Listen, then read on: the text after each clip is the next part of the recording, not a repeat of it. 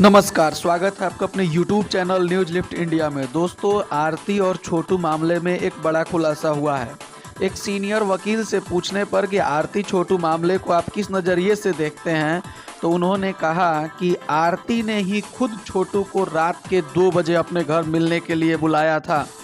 और वो झूठ बोल रही है कि उनकी दोस्ती जो थी वो फेसबुक के जरिए हुई थी और वो कभी मिले नहीं थे।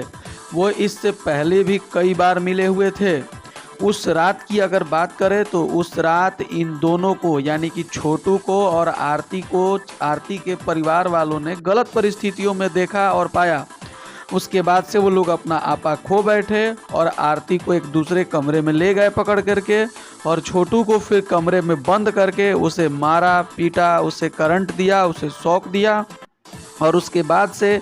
आरती जो है उसने अगर उसे विरोध भी करना होता तो वो चिल्लाती, लेकिन वो कभी भी उसमें न चिल्लाई ना वो कुछ बोली।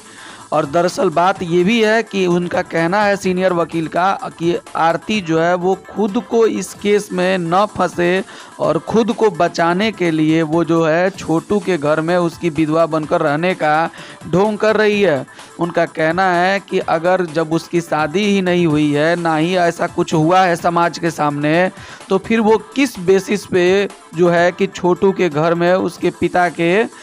नज़रों में खुद को सही साबित करने के लिए ही वो छोटू के विधवा बनकर के रहने की ढोंग कर रही है। दोस्तों, सच्चाई ये है कि वकील का कहना है कि कोई भी पिता अपनी पुत्री को अगर गलत परिस्थितियों में पाएगा और वो उसे समझाने की भी कई बार कोशिश कर चुके थे इससे पहले भी, लेकिन बात इतनी बढ़ गई कि जब अपने ही घर में छोटू से जब आरती गलत परिस्थितियों में पकड़ी गई तो उन आरती के भाई और उसके पिता दोनों अपना आपा खो बैठे और उन लोगों ने ये कदम उठा लिया। दोस्तों, आपको बताते चले कि इस केस में 9 लोगों के नाम दर्ज किए गए हैं,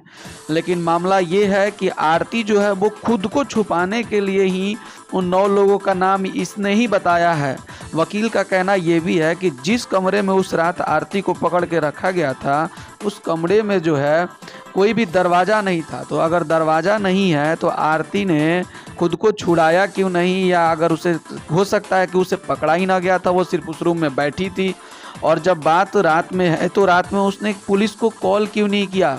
उसने हो हल्ला क्यों नहीं किया, उसने लोगों को, बगल के लोगों को सूचित क्यों नहीं किया। ये कहीं ना कहीं दिखाता है कि जो आरती जो है उसकी भी मिली भगत थी,